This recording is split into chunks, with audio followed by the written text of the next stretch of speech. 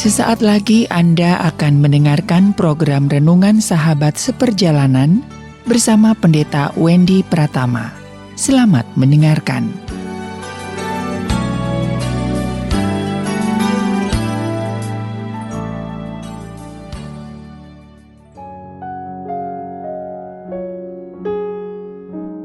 Selamat berjumpa kembali di dalam layanan audio Sahabat Seperjalanan. Hari ini adalah hari Selasa, 19 April 2022. Tema renungan saat teduh kita dengan judul Mengalah Bukan Kalah. Mengalah bukan kalah. Firman Tuhan terambil dalam Amsal pasal yang ke-20 ayat yang ke-22. Janganlah engkau berkata, aku akan membalas kejahatan. Nantikanlah Tuhan dan Ia akan menyelamatkan engkau. Mari kita berdoa. Bapa yang di dalam surga, satu sifat kebiasaan kami tatkala kami berharap sesuatu bisa segera terjadi secara instan dan langsung pada saat itu juga. Kami ingin belajar Tuhan bahwa dalam hidup ini ada hal-hal yang perlu bersabar menantikan waktu Tuhan. Dalam nama Tuhan Yesus kami berdoa. Amin. Shalom sahabat perjalanan yang dikasihi Tuhan. Ada satu sifat manusia yang menjadi sebuah dilema apakah benar atau salah, yaitu sikap sabar. Sabar bagi orang tertentu dianggap sebuah kebenaran, tapi sabar bagi sebagian orang itu dianggap sebuah kebodohan. Membiarkan diri ditindas, membiarkan diri dianiaya, membiarkan diri ditekan, lalu kemudian hanya menunggu pertolongan yang tidak jelas arahnya dari mana. Berbicara tentang sabar, kait-mengait dengan mengalah bukan kalah. Apa yang dimaksud dengan mengalah bukan kalah? Kalau kita balik, kalah itu bukan mengalah. Kalau kalah itu dia bukan mengalah, dia memperjuangkan, dia bertengkar, dia membela diri. Dia tidak rela kemudian masuk dalam pertempuran, masuk dalam peperangan, dalam banyak aspek dalam hidup, di rumah tangga, di pekerjaan, di masyarakat, dimanapun juga. Setelah berjuang mati-matian, ternyata pada akhirnya bukan menang, tapi kalah. Nah, itu yang disebut dengan kalah. Tetapi kalau mengalah itu punya potensi kalah, punya potensi menang. Tetapi dia tidak masuk dalam pertempuran. Dia tidak masuk dalam keributan. Dia tidak masuk dalam kerusuhan. Dia tidak masuk dalam persengketaan dan pertikaian. Dengan sadar dia tidak mau masuk ke dalam pertikaian tersebut. Itu yang disebut dengan mengalah. Namun seringkali orang yang mengalah disebut sebagai orang pengecut dan orang bodoh. Kenapa kamu ditekan? Kenapa kamu dirugikan? Kenapa kamu diperlakukan tidak adil dan kamu diam-diam saja? Itu bukan mengalah, kata orang yang tidak setuju dengan mengalah. Itu adalah kebodohan. Itu bukan mengalah. Itu artinya engkau membiarkan diri dikerjain, disudutkan, dirugikan oleh orang lain. Sahabat seperjalanan berbicara tentang kebenaran. Ada unsur masalah kesabaran. Memang sesuatu yang sangat sulit. Kalau dikumpulkan sekian banyak orang, lalu kemudian kita voting, ambil suara. Saya meyakini bahwa cukup banyak persentase yang tidak setuju dengan istilah yang disebut dengan mengalah. Bagaimana sekarang sudut pandang daripada firman Tuhan? Janganlah engkau membalas kejahatan. Janganlah engkau membalas kejahatan. Tetapi nantikanlah Tuhan, Ia akan menyelamatkan engkau. Tatkala ayat ini hanya berdiri, janganlah engkau membalas kejahatan, pasti kita sulit untuk menerimanya. Tetapi kalau kita memahami ayat pada kalimat berikut yang dikatakan nantikanlah Tuhan, Ia akan menyelamatkan engkau. Nantikanlah Tuhan, Ia akan menyelamatkan engkau. Seringkali kita melihat bagi ibu-ibu sekalian, saya tidak tahu apakah sinetron masih ada di televisi, sebab saya sudah tidak lagi melihat televisi. Karena semua sudah ada di YouTube, ya tinggal dilihat, ada wifi dan bisa dilihat kapan saja dan kita bisa pilih. Banyak peristiwa-peristiwa cerita di sinetron tentang mantu yang ditekan oleh mertua, tentang pegawai yang ditekan oleh atasan tapi bukan sebagai pemiliknya, dikerjain. Dan dia tidak membela apa-apa, dirugikan, difitnah, dikondisikan seakan-akan dia begitu buruk. Harga dirinya kemudian tidak dihargai, direndahkan. Bagaimana caranya? Tentu kita ingin melawan semut sekecil-kecilnya, kalau diinjak dia akan menggigit.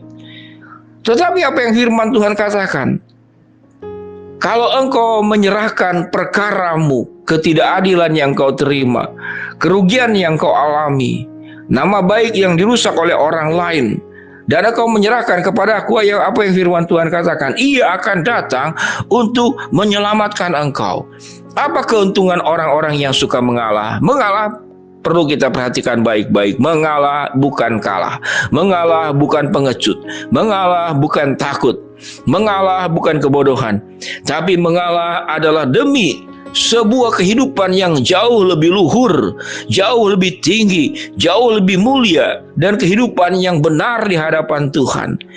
Sewaktu kita mengalah, maka engkau sedang menyerahkan pertikaian itu kepada sang pemilik hidup, yaitu Tuhan sendiri.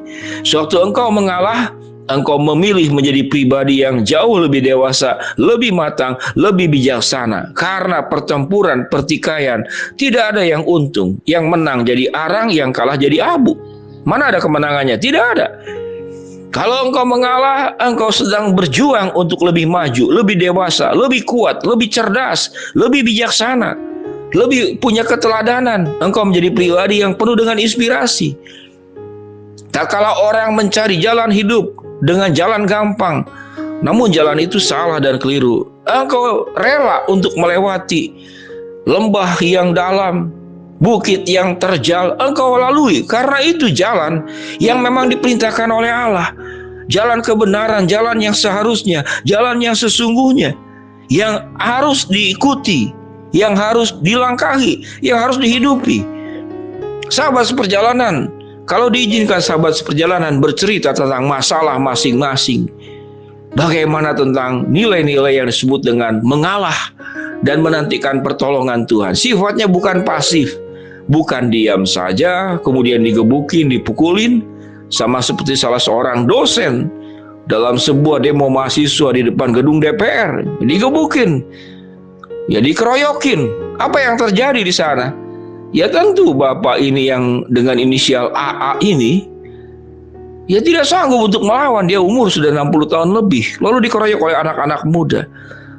Apa yang dilakukan? Tatkala engkau mungkin berdoa, mungkin memanggil nama Tuhan, atau bagaimana saya kurang tahu. Tapi apa yang terjadi? Semua orang-orang yang memukul itu dengan tangan Tuhan, lewat kepolisian ditangkap satu-satu. Dan sekarang semuanya sudah ada di dalam tahanan kepolisian untuk diproses. Sahabat seperjalanan, ada banyak kisah dalam kehidupan ini yang kita perlu pelajari bersama-sama. Ketidakadilan, kesewenang-wenangan, main hakim sendiri, merugikan, mengkhianati orang. Mereka bukan sedang berhadapan dengan kita, sahabat seperjalanan. Orang-orang bersangkutan sedang berhadapan dengan Allah. Sewaktu engkau mengangkat tangan, Tuhan turun tangan. Tuhan akan membantu engkau. Tuhan akan menyelamatkan engkau. Ini bukan kata saya, tapi kata firman Tuhan. Janganlah engkau berkata, aku akan membalas kejahatan. Nantikanlah Tuhan, Ia akan menyelamatkan engkau. Engkau sedang menyerahkan setiap perlakuan-perlakuan buruk yang terjadi kepada Tuhan, kepada dirimu. Engkau menyerahkannya kepada Tuhan, dan sangat menakutkan kalau sudah Tuhan turun tangan daripada tanganmu sendiri. Tangan kita terbatas, tangan Tuhan Maha Kuasa, Maha Adil, yang tahu dengan jelas bagaimana bertindak, bagaimana menolong, dan bagaimana menyelamatkan engkau. Mari kita punya semangat, mengalah bukan kalah. Mengalah, menyerahkan setiap tindak kejahatan kepada Tuhan Sang Pencipta kehidupan ini. Mari kita berdoa. Bapa yang di dalam surga, hamba-Mu berdoa buat sahabat seperjalanan yang sakit, Tuhan jamah sembuhkan. Sahabat seperjalanan yang sedang menghadapi masalah, Tuhan bukakan jalan. Sahabat seperjalanan yang sedang memohon sesuatu, Tuhan akan kabulkan sesuai dengan waktu, rencana, dan kehendak-Mu. Dalam nama Tuhan Yesus kami berdoa, amin. Shalom sahabat seperjalanan, mengalah bukan kalah. Tuhan memberkati kita semua, amin.